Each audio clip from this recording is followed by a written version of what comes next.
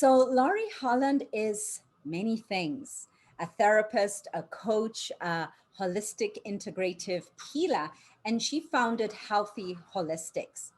And with her work, Laurie combines the best of science. Now, you know, guys, that I am a science buff, so you can see why Laurie and I get away. It's got to make sense. You know, she combines the best of science, psychology, and intuition to assist her clients in positively changing their brain and their body's responses to stress. And she has a very intuitive way of working. So she's working with the science, but also combining intuition into it, and that helps get to the subconscious root of the problems. And Laurie's going to explain a little bit why a lot of the time the root of our problems and some of these difficult emotions are just symptoms really of what's happening at this deeper subconscious level. So her integrative approach to healing is safe, it's gentle, and actually provides very fast results. You know, results don't necessarily have to take a lot of time. And her clients describe her as magic. She's a magician.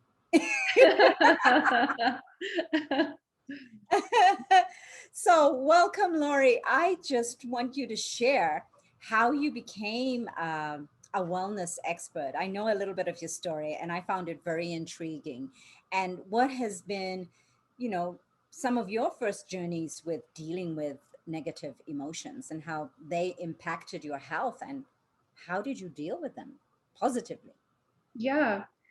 Well, you know what actually started my journey was after my very first trip to Africa. And you mentioned someone here is from Nairobi. And that was actually where I was volunteering in my last year of college. I was working with a community in Bakassi and in Nairobi and working a lot with children there. I got back from my first trip to Africa and I felt like, oh my gosh, I know what I want to do with my life. I want to advocate for vulnerable children around the world. And, I think at that time in my life, it was when you're nearing the end of college, for me, I didn't really know what my next chapter was going to look like. And so I was really excited and eager to get out there and help children. And shortly after that trip, just a few weeks later, I was diagnosed with cancer. And so I was in my early 20s, very young. And that whole experience could be a whole other webinar. But basically, the things that I was learning through that journey of all the different mixed emotions, the denial initially, then it was a lot of fear and worry and overwhelm about what was going to be the outcome for my health, for my future. Was I going to die?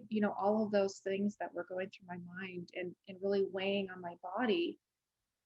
And I started to put into practice some specific things that started to dramatically change how I was feeling to the point where I had a tremendous amount of peace. And I thought, this is very interesting. And this is before I even heard about, the mind body connection and things like psychoneuroimmunology, which is talked about a lot now about that connection between the mind and the body.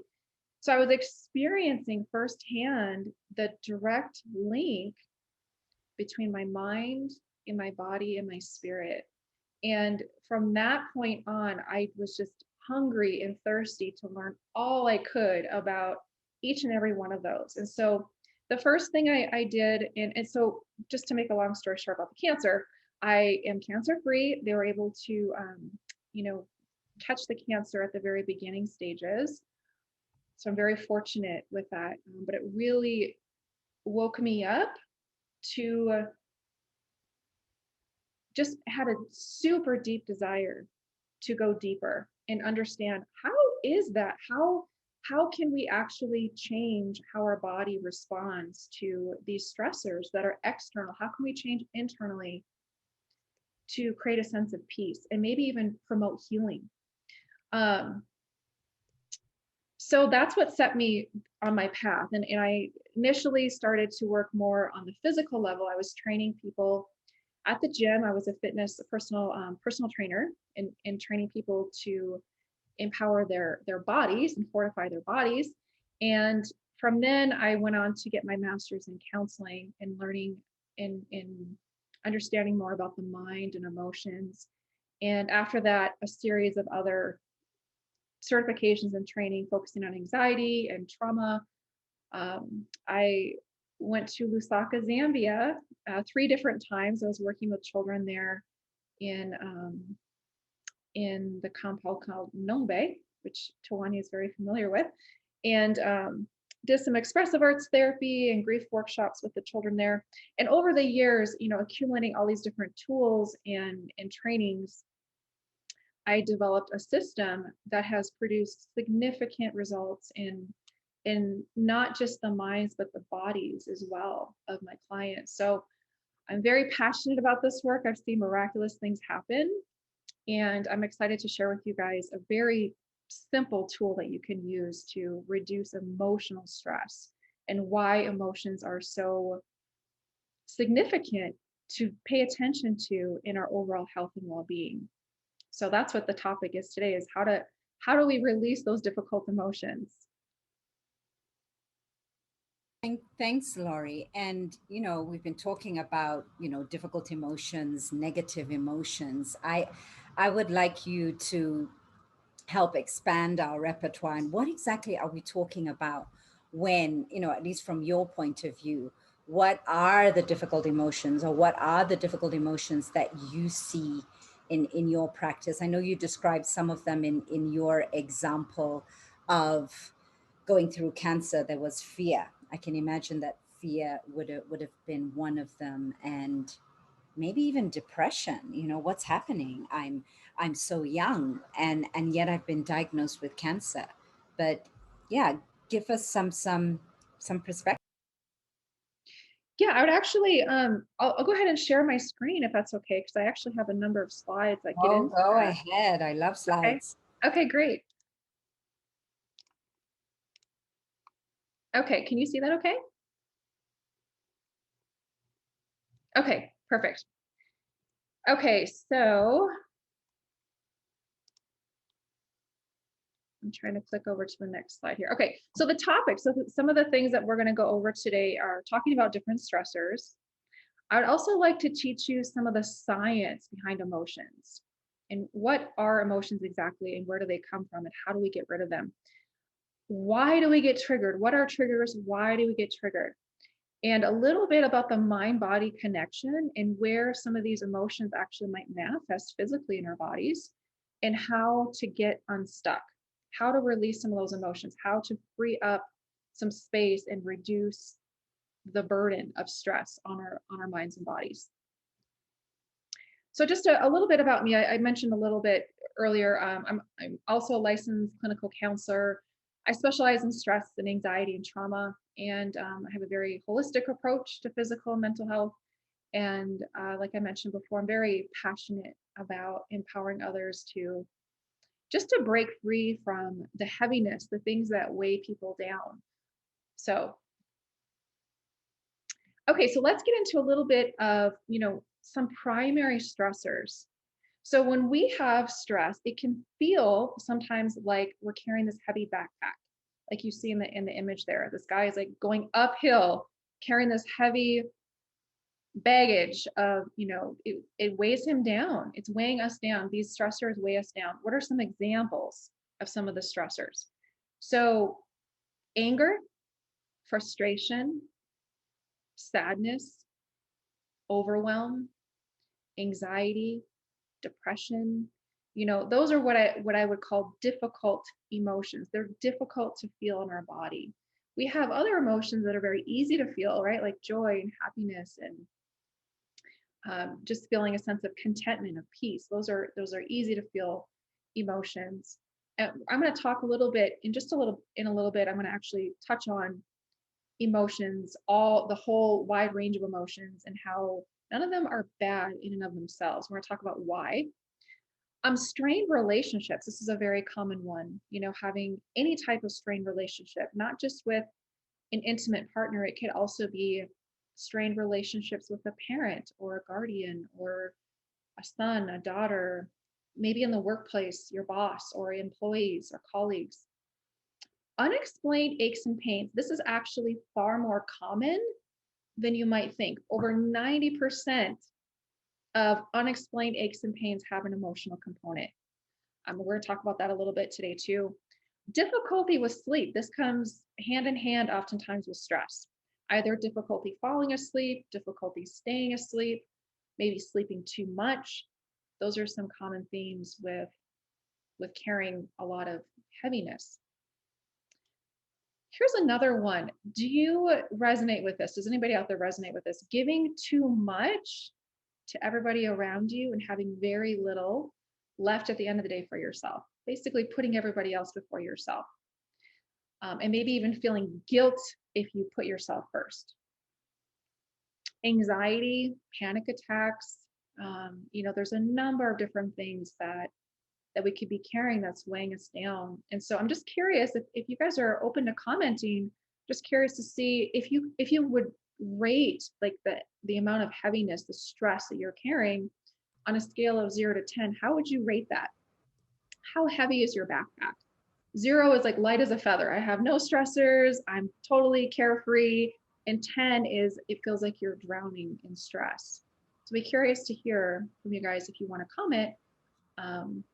How heavy are your stressors? We already have some comments coming through there, Okay. Lori.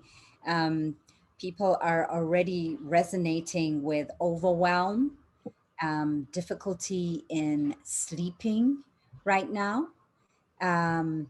Somebody, Nana says everything on the list at the moment. And the rates that we have in terms of how heavy the backpack is, that we've got 8s. Some people say 6 or 7. Linda says 6 or 7, depending on the day. Delane, I hope I'm pronouncing these names okay, 6. Menez, 9. And Longridge, 8. There's quite a lot of 8s in there. Yeah. And and anxiety is also, there. I have a little bit more anxiety today, so maybe I'll put myself maybe higher than usual, just because I was like, is the technology going to work today for me? Yeah. I've been there. I've definitely been there. So I think the average of our backpack in the chat, Lori, is looking like 7. Okay. 7 Yeah. going towards 8. Yeah. So So it's we need to unpack it by the sound of things. absolutely. Absolutely. So thank you guys so much for commenting. Like that really helps me to gauge, what are some of the things that you guys are dealing with. The other thing, if you're open to commenting, and you don't have to, you can also just be, thinking about, what are those primary things, maybe situations that are causing that. I know with worldwide, globally, I know the pandemic has really created a lot of stress for a number of people, and even, like social isolation has caused a lot of loneliness for a lot of people, higher anxiety levels. That's one example of something that could really be stressing. Relationships could be another one. I mean, the whole list of things that we went over before. So you're welcome to comment too on, what are some of those primary things that are weighing you down. Okay, so let's get into a little bit. I want to teach you guys a little bit about the science of emotions. And so here's where, Tawani said, oh yeah, I noticed you corrected that word. You changed the word negative emotions to difficult emotions. The reason I did that is because I really do believe that all emotions that we feel in and of themselves are not bad. They're actually communicators. They help us to respond to our environment appropriately, right? So let's take anger, for example. One of the positive aspects of anger is it helps us to take action. If you can imagine a world where nobody got angry, perhaps there would be little action taken, especially if there's an injustice, for example. When things anger us in a healthy way, it helps us to take action. Where anger and maybe other emotions get a bad reputation is how we handle those emotions. Are we being reactive to those emotions, or are we choosing something constructive? How are we handling those emotions? So what are emotions? Emotions are actually little tiny molecules. They're physiological. They're tiny little molecules called information substances. And they can actually they can migrate to any part of your body. And you might notice yourself when you feel different emotions, you might notice somatically different sensations in your body. So, one of the things that was brought to my attention many years ago, before I really had a full understanding of emotions, was that connection. So, let me give you an example. Someone asked me one time, they said, Lori, where do you feel anger in your body? And I said, well, what do you mean? I just feel angry. And they said, yeah, but where do you feel it in your body? And I was like, I never, I never paid attention to that. From that point on, I started paying attention. The next time I felt angry, I stopped and I really paid attention to what am I feeling in my body. What I noticed is a burning sensation between my shoulder blades. And from that point on, when I began to pay more attention to what my body was feeling, the sensations my body was feeling, it was helping me to become more aware of, uh-oh, I'm feeling angry right now. What are some of the tools and things I can do to reduce that feeling of anger? So part of that is, part of these emotions and reducing emotions is recognition. So emotions are physiological. If you're curious to know more about the science behind emotions, there's a really great book called Molecules of Emotion. Molecules of Emotion. That is written by Dr. Candace Pert, who is a scientist researcher who really was kind of the pioneer of, showing in her research that emotions are physiological. So emotions are not this abstract psychological phenomena. They're actually literally molecules. And I'm going to talk a little bit about how those get in the way and how we can help our bodies physiologically. So ideally, in an ideal world, when I asked you how heavy is that backpack, ideally it would be a 0, right? That would be just the best world to live in if all of us were walking around with no stressors, right? Ideally, those emotions, those difficult emotions that we feel would get expressed in a healthy way. Sometimes, however, that cycle gets interrupted. When that cycle gets interrupted, and I'm going to talk about that in just a little bit, what that cycle looks like and what are some of the causes and reasons for that getting interrupted. What happens is we get triggered. Have you heard of that term before? Trigger. I got really triggered.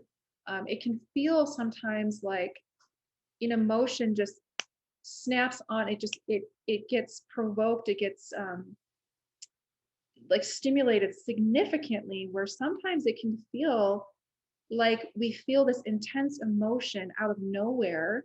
Sometimes we know why we're feeling triggered, and sometimes we have no idea why. But it can feel sometimes like our body's being hijacked. Can you relate to Wani?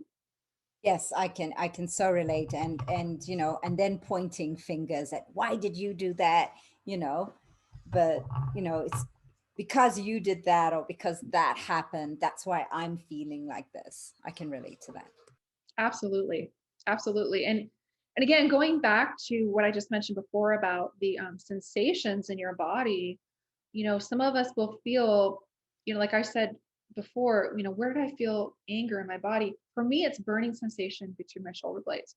For others, they might feel their face getting flushed or getting warm, or they might feel their fist getting really hot, like they want to punch something. Their heart starts racing. Maybe their belly clenches up or their jaw.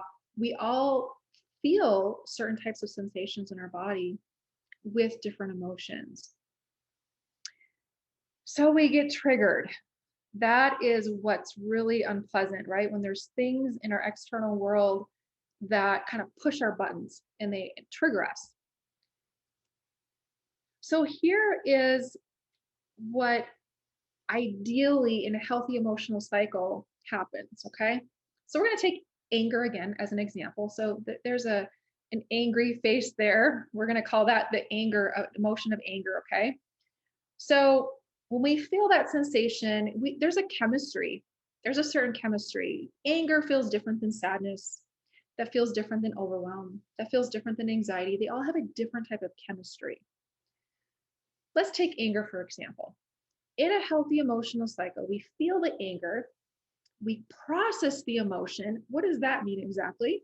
There's a few different ways that we can process the emotions out.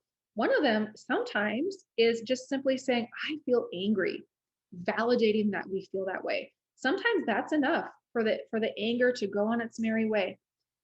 Sometimes it's, using different forms of expression, maybe creating a song, writing a song, writing poetry, journaling, doing some type of artistic expression, maybe even doing something somatically like doing yoga or getting massage. There are different things that can actually help that emotion work its way out of the body. What happens is when we're able to process that emotion, we feel the emotion, we express it in a healthy, constructive way, not an unhealthy, reactive or destructive way. And then that emotion goes through this last process called extinction. It's almost like if you think of an emotion kind of like a little flame, extinction is like extinguishing that emotion with water, for example. And what happens during that final stage of extinction is it literally exits the body. It's like, I did my job, I can go on and I can leave the body now. Here's what happens with, if you're noticing yourself getting triggered or if you have a lot of emotional stress, what may be happening, and by the way, this happens to all of us, okay? You're not alone. This happens to all of us for a number of different reasons. Sometimes that emotion does not go through that process, that last process of extinction, and it stays stuck in the body. What are some reasons why that stays stuck? One of the reasons could be that when we are experiencing these difficult emotions, again, because there's something in our external world that is, creating this emotion to help us to respond to our environment. What if we're in an unsafe environment at the time? If we're in an unsafe environment, chances are it's going to be very difficult for the body to process that emotion out. It's almost like the subconscious is like, "Ooh, let's hold on to this because we have to protect ourselves." So we might actually literally be in an unsafe environment. We might perceive ourselves to be in an unsafe environment. Maybe our environment really isn't unsafe, but it feels like it is. That could be another reason why an emotion gets stuck. Maybe our immune system is compromised. It could be something as simple as, I'm fighting a cold right now. It doesn't have to be anything serious or pervasive with our health that can cause this cycle to be interrupted. Feeling dehydrated. One of the beautiful things about water is water helps to flush emotions out of your body as well. So there's a number of different reasons why these emotions might get stuck. And remember, they're a molecule. It can go to any different part of your body.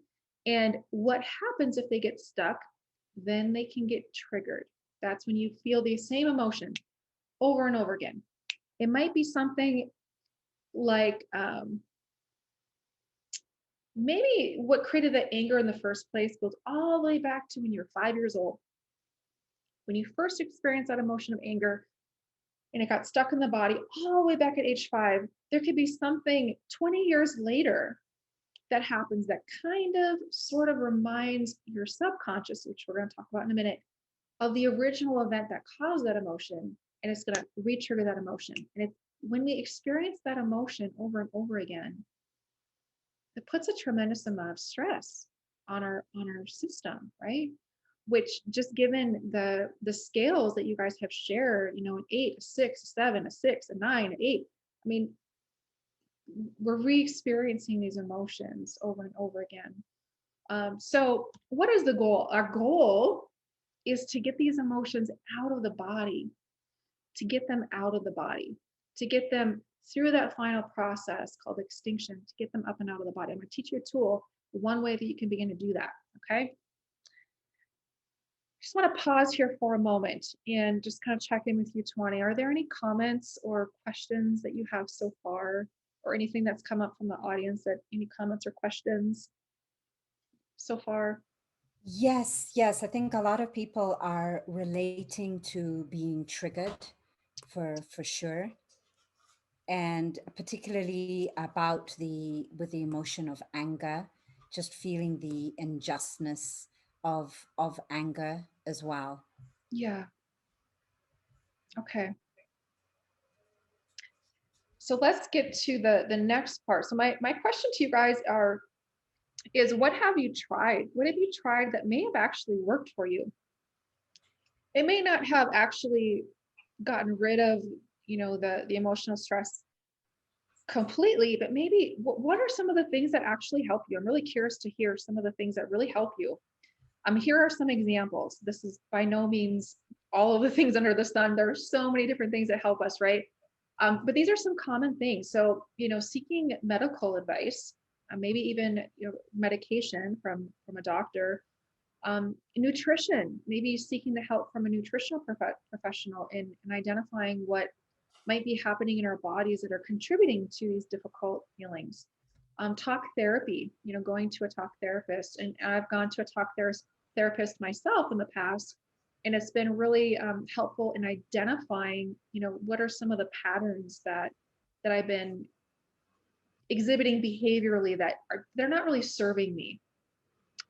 AA or NA, that stands for Alcoholics Anonymous, Narcotics Anonymous, support groups for people who are overcoming addiction, for example. Yoga has been a really helpful thing for me, and I know Tawani can definitely attest to that with her yoga studio that she provides, her awesome yoga classes. Definitely. Meditation. Oh, go ahead. And I just wanted to come in there because I'm Yeah. I'm a little bit confused here on this. So what you're talking about in terms of what has tried, are you talking about the processing part of the emotion or the extinguishing part of the emotion, or do these things relate to both?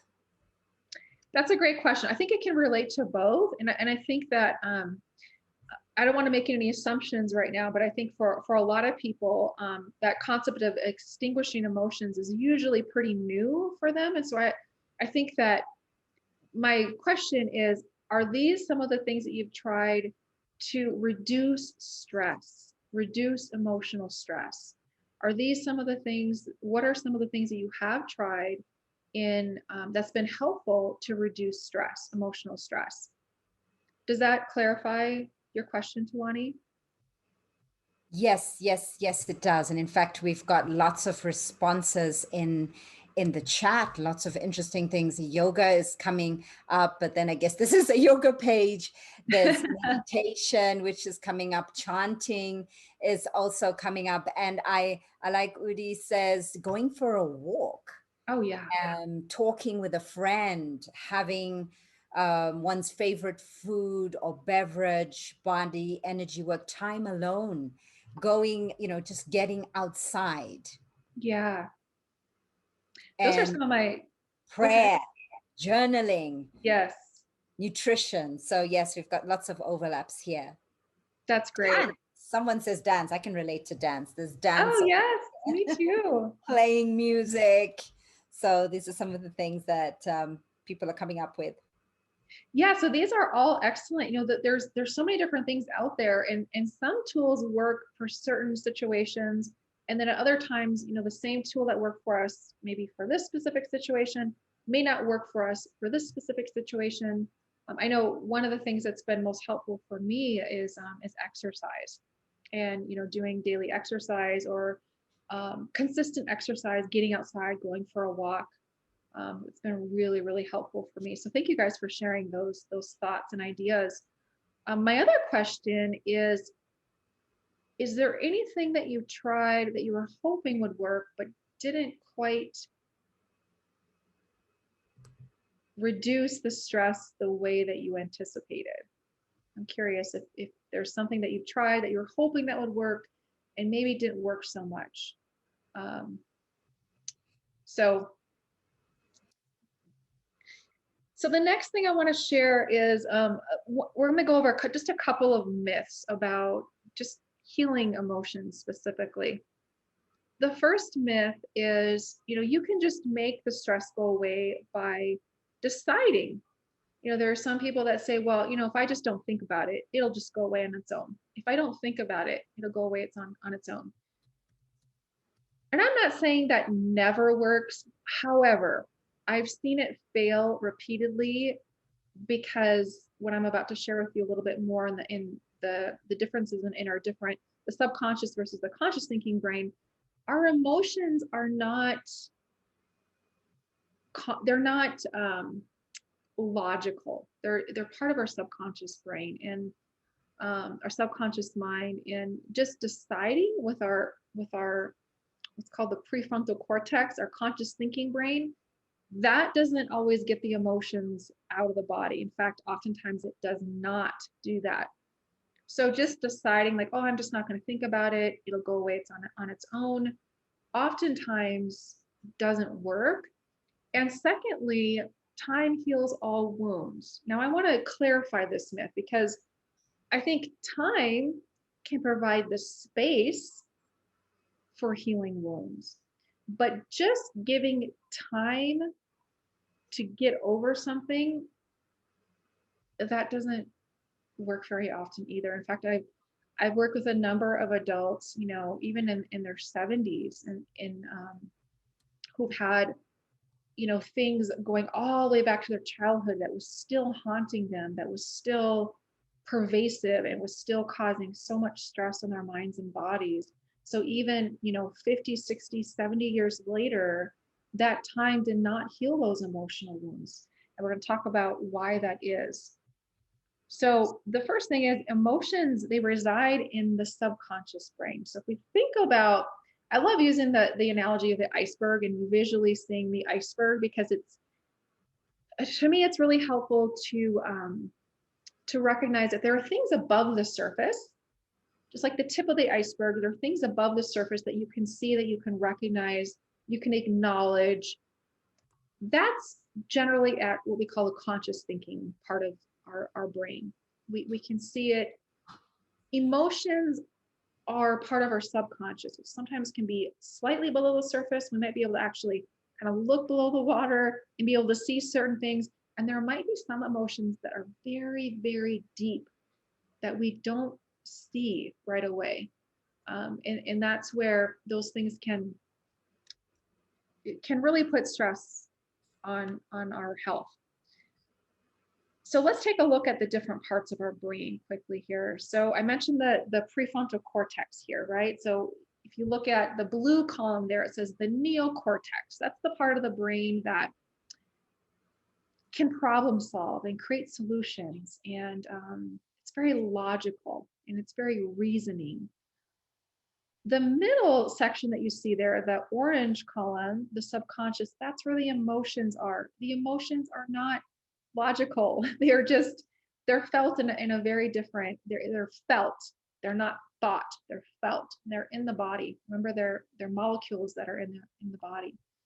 And then we also have our reptilian brain, which is basically just kind of survival mechanisms, like our, responsible for our hunger and our breathing and our heart rate, things like that. So again, going back to the myth of, if I just decide that I'm just not going to think about it, and then it will go away. If you look at the orange column, emotions are in the orange column, not the blue column. And that's where sometimes this primary stress happens, is the blue column wants to go in this direction. Our conscious thinking brain is saying, I want to lose weight, for example. I want to lose weight. I want to, lose these 20 pounds and feel great. But maybe the emotions in the orange column are going in this direction, because maybe, I'll give you an example. Maybe there's a memory from way back in your teenage years. I'll give you a specific example. There was a woman who was trying to lose weight, client. She was doing pretty much everything right, except every once in a while, she said, I don't know why I do this, but I just tend to sabotage all of this progress that I've made. I'm exercising, I'm, following this diet, I'm doing this, I'm doing that. And then every once in a while, I just kind of lose control, and I don't know why I do that. What we found was that in her earlier experience at around age 13, the memory that she had is that her mother at that time was overweight. Her mom lost weight, felt great, felt wonderful. She ended up having an affair and her parents got divorced. That was a very painful experience for her. So for in her case, what was happening was she was associating losing weight with this concept of it's not safe to lose weight because you might break up your family. And so she didn't consciously, if I were to ask her, are you afraid of losing weight? Do you feel like it's unsafe? She would be like, of course not. But emotionally, she was. So again, that's one of the things I really want to bring to light here is, again, emotions are a whole different animal. So if we can identify what are some of those underlying emotions driving our behavior, that's where we can really experience freedom. So when she was able to process those old wounds out of her body, now the orange mammalian brain, the orange subconscious going in this direction, was now able to align and go in the same direction as her goals, which is to lose weight, because now she didn't have that hurdle emotionally of feeling unsafe to do so, if that makes sense. That very much makes sense, and so many useful, I mean, comments. I mean, people realizing that they can't just suppress the negative emotions, and you know, being depressed and going to the doctor may not necessarily have been helpful with grief. Sometimes it's just we're given antidepressants and that doesn't help. And I think what you're explaining here explains why it doesn't help, because it's not dealing with the underlying emotions at the bottom, that bigger part of the iceberg. Exactly. Yeah, thank you guys for your comments and sharing that. And those are some of the very examples of, so many of my clients have experienced that too, things that they have tried that haven't been able to get to the root of it. It's just kind of covering it with a band-aid. So I just want to give you an example of one of my clients that I recently finished working with in my one-on-one program, which is a very short program. It's only 8 weeks long, but we just get right straight to those root driving, things that are driving unwanted behavior. And in his case, he was, he had served overseas in a war 2 different times on 2 different combats. And so he was exposed to a tremendous amount of trauma. He was diagnosed with PTSD, which stands for post-traumatic stress disorder. He was diagnosed with anxiety and depression. He had a lot of sleep issues. He had tried talk therapy, but he felt like it didn't really help him very much at all. He tried prescription drugs and he said some of those prescriptions helped a little bit, but then in his experience, it ended up making matters worse, because then the side effects of the medications, then, he felt like the doctor felt like, okay, well, now we're going to give you more medications to mask those symptoms. And he was just like, oh my gosh, the only thing that helps me is smoking weed every day. He was smoking marijuana every day just to cope. And when we first started working together, his goal was not to stop smoking marijuana. He didn't feel like he had a problem. He felt like it was really his only way of kind of coping with the outside world, because when he would go to the grocery store, for example, he would just start feeling panic. He felt like everybody was, out to get him. And it was very uncomfortable, very unsettling in his body. And the only thing that helped him was smoking marijuana. Here's what's interesting. When he and I, work together, and again, what we're doing is, what are some of those emotions that are still stuck in the body that are driving these unwanted, not just behaviors, but unwanted feelings, unwanted symptoms. And our goal was just to take some stress off his body and his mind. Our goal was not for him to stop smoking marijuana. That wasn't his goal. After just a couple of months, he's like, something really, really interesting has been happening. He goes, I have stopped smoking marijuana completely he's like, it's to the point where I don't even want it anymore. I don't even want it anymore. This is something that has been helpful for him for years. And it was the result of getting to the root and getting those emotions out of his body. And so he has a very powerful story. He actually shares his story on video. I'm not going to present that here in today for just the time's sake, but if you're curious to hear his story, it's very powerful. You can check out the testimonials tab on my website, healthyholistics.net. You can listen to more of Pete's story, but it's just an example of getting to the root, right? Getting to the root, getting that up and out of the body. And it can make a tremendous difference. And so now, he's like, my relationship is better with my wife. I'm able to be the father that I want to be to my children. I'm able to go out in public now and not feel that same type of panic that I felt in the past. So it can be very, transformative by getting to the root.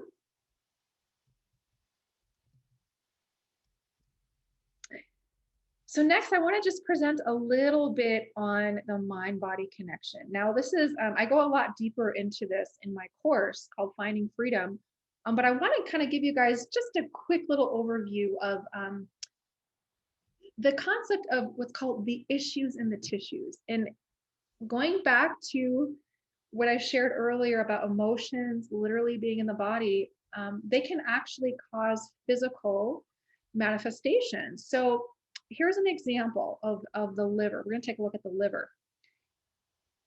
Now, this is based in Chinese medicine, which dates back, thousands of years, a lot of wisdom in Chinese medicine. And every 2 hours in our 24-hour cycle, every 2 hours, there's a specific organ or gland that's regenerating, and it has a correlating what's called meridian. In Chinese medicine, a meridian is basically a line of energy. It's kind of like a river of energy that flows through our body, both on the left side and the right side. So with our liver, we have the organ of our liver, which is on the right side of our body in our rib cage. We also have a liver meridian that runs on the left side of our body, and a liver meridian and energy flow on the right side of our body. If there are any underlying emotions that are correlated with the liver, which you see examples of on this slide here: anger, bitterness, guilt, hatred, resentment, depression, frustration, indecisiveness, panic, taken for granted. Those are examples. If we have any underlying unresolved emotions that are still stuck from some point in our past, it can cause issues with our liver. It can also cause symptoms between the hours of 1 a.m. and 3 a.m. when the liver is regenerating. Oftentimes how that manifests is waking up in the middle of the night. If I have clients that say, I keep waking up in the middle of the night, and I ask them, is there a particular time that you have a tendency of waking up? And they're like, yeah, every morning at 2 o'clock in the morning.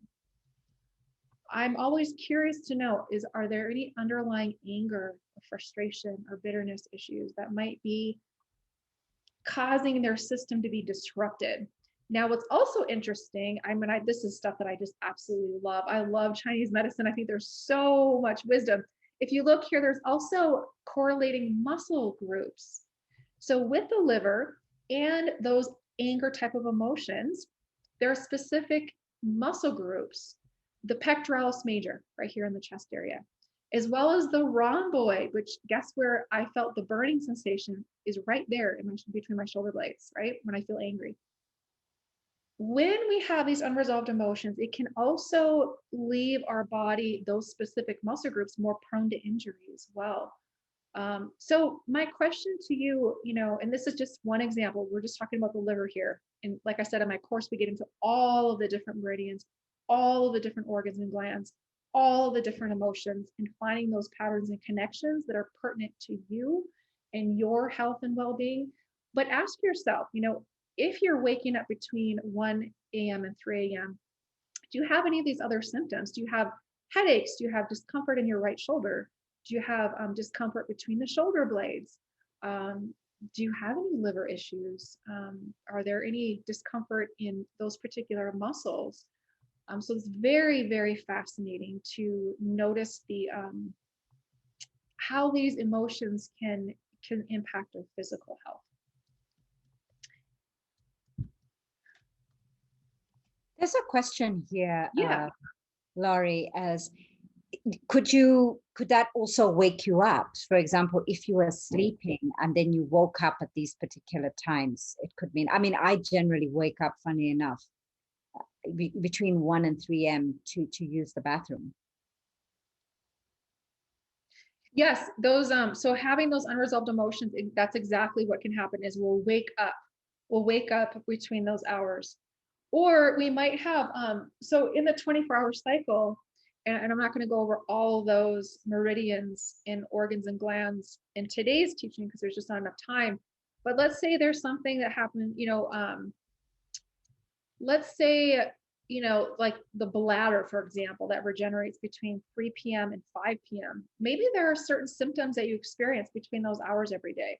It could be as a result of, panic or fear or worried, the different types of emotions and the fear-based emotions that correlate with the bladder.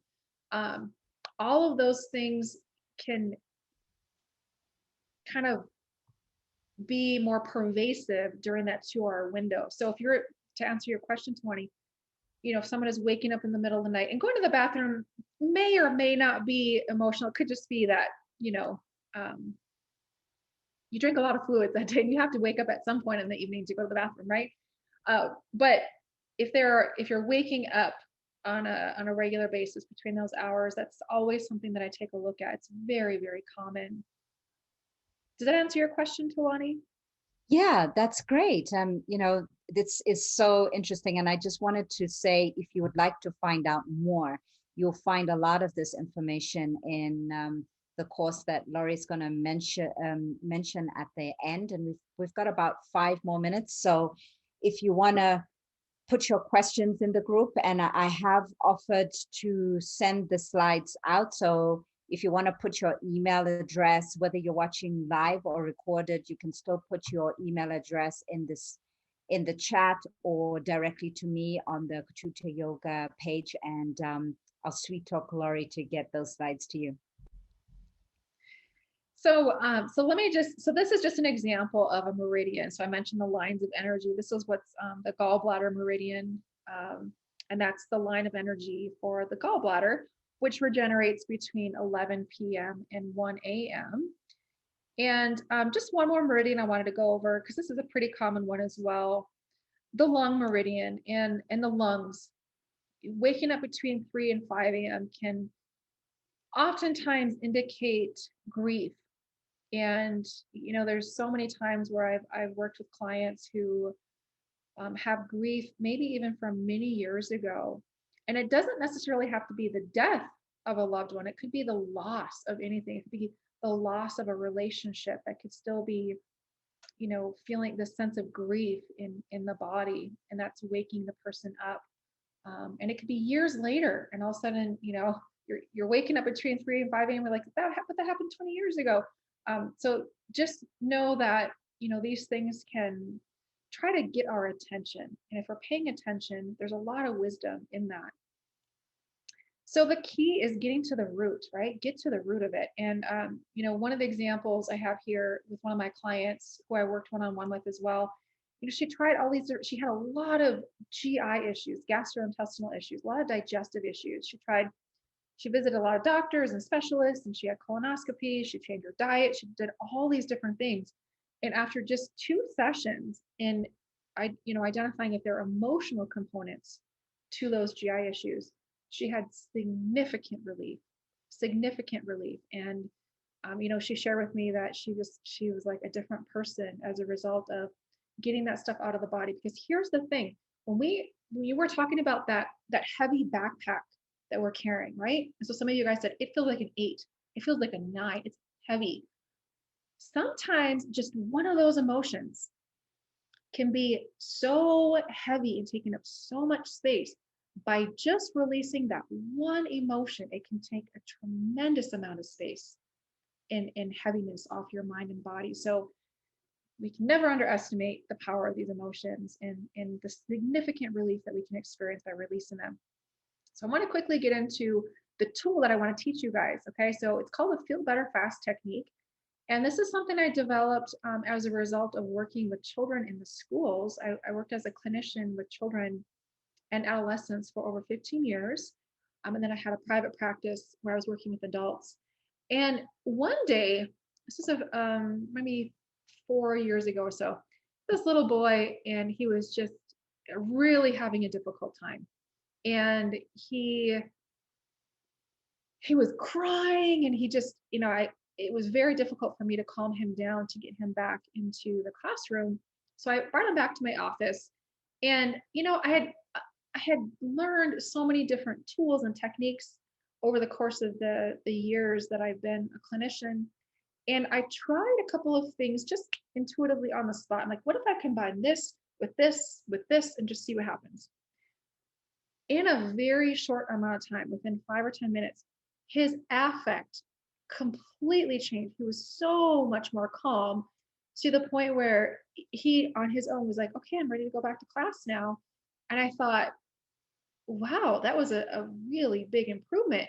And sometimes kids can get over things fast. So I didn't think too much of it. But I decided to use what I did with this boy with a number of my other students, primarily students that were having a lot of anxiety or even significant trauma. And it was reducing their stress levels significantly. Here's an example. I had a 4th-grade girl. So she was around maybe 9 or 10 years old. And she had one of her experiences, her traumatic experiences. She was on her way to school. Her mom was driving. She was in the back seat. 8 o'clock in the morning, they're at a stoplight. Some guy comes up behind them, stops behind them, gets out of his vehicle, and tries to abduct this little girl from her vehicle, like tries to rip her out of the vehicle. He did not succeed. However, you can imagine how much anxiety this young girl was carrying around after that. So after that, she would wear a sweatshirt with a hood on it, and she would put the hood over her head, and she would duck down because she didn't want anybody to see her. She was afraid that someone was going to abduct her. She was also very afraid to be anywhere in public just by herself with her mom. So there was an association of, when I'm with my mom, I'm unsafe. And we did this quick little technique with her, and her stress symptoms significantly reduced, even for something traumatic. And so I kept doing this more and more with children and adults in my private practice, and just saw how it was really shifting things. And initially I couldn't believe it, because it's very simple. It's so simple that I really was questioning, is this really working? Something so simple. But I ended up presenting this to a number of different doctors and clinicians that have been using that with their patients and their clients. So let's get into it. I want to teach this tool to you guys, and there's some additional ways to use this tool in my course that I want to teach you guys the fast and easy way that you can begin to use this right away. Okay.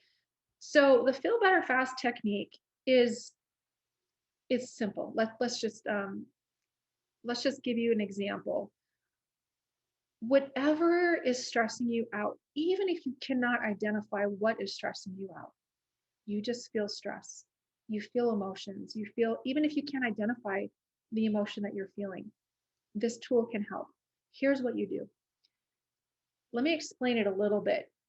And I get into a lot more detail in my course, but I think that just giving you guys a general overview can really help. So if you look at these, what's called pulse points on both the left wrist and the right wrist, technically they're called meridian access points. Again, it's based in Chinese medicine. If you've ever been to an acupuncturist, or if you are an acupuncturist, you know exactly what those are. If you've ever been to an acupuncturist, your acupuncturist may actually touch those points, and they might have a sense of where the imbalances are in your body simply by kind of feeling those pulse points. Each one of those pulse points correlates with what we talked about earlier, the meridians, different meridians in your body, which correlate with specific organs and glands, which correlate with specific emotions. Okay. And I'm not going to get into all the details of which pulse point correlates with different emotion, with what specific emotion it is. That's not necessary right now. what I want to empower you guys with is using this tool for anything that's stressing you out. Here's how you do it.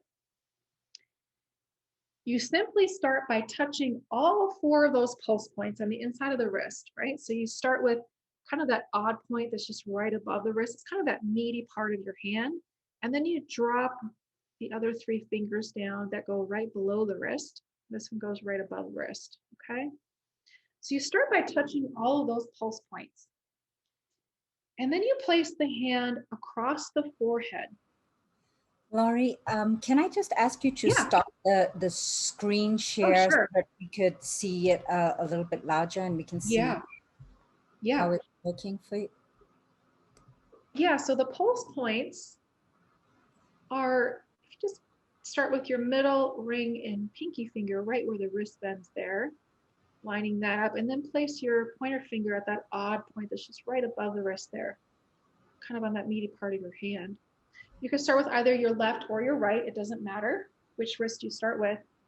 You place your hand across your forehead and you take some nice, slow, deep breaths as you think about whatever that stressful situation is. And you might begin to notice that your heartbeat might start elevating. You might start feeling even more stress initially, because what you're doing is when you're thinking about that stressful situation, you're triggering that emotion, which can feel uncomfortable initially. But when you're taking these deep breaths, as you're touching these pulse points, guess what you're doing? What you're beginning to do is you're beginning to extinguish those emotions. Remember, we talked about that process of extinction, getting those emotions up and out of the body. That's what this system is doing, is helping to extinguish those feelings. So initially, when you think about the stressful situation and the emotions that come with it, you might feel the elevated stress. You might feel the emotional stress elevate slightly. And with the deep breaths, you're going to begin to notice it dip down, dip down, dip down, dip down, dip down, and decrease. What I recommend doing is, doing the breathing here for 1 to 2 minutes or so, switching to the other side, touching the exact same points on the opposite wrist, hand across the forehead, nice, slow, deep breaths. As you're thinking about the situation, you're feeling these uncomfortable emotions, deep breaths, deep breaths, deep breaths, and it's going to begin to decrease. That should help a lot. If you're noticing that, oh, it's still kind of heavy, like maybe when you first started it, if you rated it on a scale of 0 to 10, and you're like, oh, it feels like a 7, and you take the deep breaths on both sides of your hands, and after a few minutes you check in, you're like, oh, it still feels kind of like a 5. You can go back and repeat and do that until it decreases more and more. Okay. Are there any questions that have come up, Tawani, with that, or do you have any questions? Any further explanation on that? No questions. We've had an amazingly busy and active, chat, lots of questions and lots of contributions, and some suggestions that, this is probably too big a topic to cover in 1 hour. So I will, see how many other people are interested in finding out more, and maybe we could do a part 2 to go a little bit more in depth in terms of what people can do in terms of, identify their emotions, process their emotions, and some of these quicker releases, in sort of situations that, you need to make a swifter change. So there's the short-term solutions and some of the long-term solutions. But at the moment, before, I know people have booked out really just an hour, I wanted you to just quickly share about your course, if anyone would like to work one-on-one with you, and then just share the gift and offering for people out there. But the Yeah. one quick question is from Jessica, is whether this can be done lying down. Oh, yes, it can. It Yes, it can can be be done done. lying down. And in fact, if you notice yourself waking up in the middle of the night, for example, or even having a nightmare or a night terror, this can actually be really helpful for children as well. If you have children, you can teach children this. But yes, you can do it lying down. There's no right or wrong way to do it. You can sit up, you can lie down. Um, and use it anytime you're having difficult emotions. This has really been helpful for primarily the children that I've noticed that have had nightmares, but even some of my adult clients who have had, recurring nightmares in associating with something traumatic in their past. It can be really helpful for that as well. So yes, you can use it lying down. Right. I know Yeah. we're not going to have a lot of time for questions, and I think we will deal with a lot of the questions within the chat probably afterwards. But I do want to honor John Rice's question because he submitted them yesterday, and I thought they were very interesting. So if we could just look at Yeah. least at one of the questions, and we'll cover the rest of the questions in the chat. So your questions will be answered. So ask away. John says, I believe human beings' innate state is perfect. Why do some humans find life's challenges and bumps so difficult and others do not? What do you think is the main difference in their approach and in their thinking? So that one, it probably would take me a little bit more than a minute to answer that thoroughly. But in a nutshell, when we're exposed to certain things, we have a perception. So if let's say, for example, you have siblings who are twins and they grow up in the same home, they experience the same, let's say they experience some adversities, maybe exposure to some violent acts in the home or something like that. One person might perceive it as very traumatic, and the other one might be like, oh, it wasn't really that big of a deal. Part of it is perception. Part of it is a big part of it is perception. Part of it else is also how things have been modeled to us in our earlier years, which can create belief systems and kind of shape our perception of the world. So if we're modeled by our parents or our guardians or people in our community that there's certain behaviors that are either acceptable or unacceptable, that can very much shape our perception of how, whether or not things, how they impact us. Now, there's also this concept called resiliency. And that's also something that I actually have a whole module in my course that gets into the nuts and bolts more of kind of what that question is asking, and getting into like belief systems and subconscious programming, perception, thoughts, neural pathways in our brain.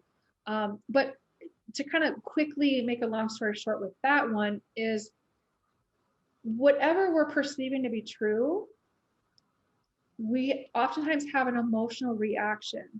Whether that emotion is accurately matching the environment, I'll give you an example.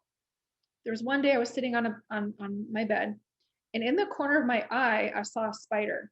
So quickly, like my heart starts racing, I jump away from the spider. My body is like trying to get away from the spider. I look at the spider. It wasn't a spider. It was a piece of fuzz. My body responded as if it were a spider because I thought initially I perceived it to be a spider. Was it really a spider? It wasn't really a spider. My point is that there are certain things in our environment that can create an emotion based on our perception, and that emotional charge can highly influence, how we're showing up in the world. So there's a lot more to answering that question, and I know this is kind of just a very short, simple explanation to that question. No, But does that kind of? yeah. No, thanks, Laurie. I think we'll talk about a follow-up, and I just wanted to respond to Emily and maybe anyone else. Yes, the stress extinction technique, which Laurie demonstrated to us, will be in the slides, and you can follow up. Do remember that Laurie also has her website and also her page. I can ask Laurie just to give me those details. I will post it in the chat after that so that you know.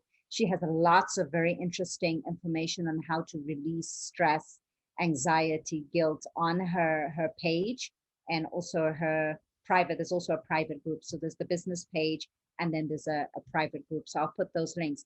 But I know we've gone well over, so I would like to just spend less than 5 minutes.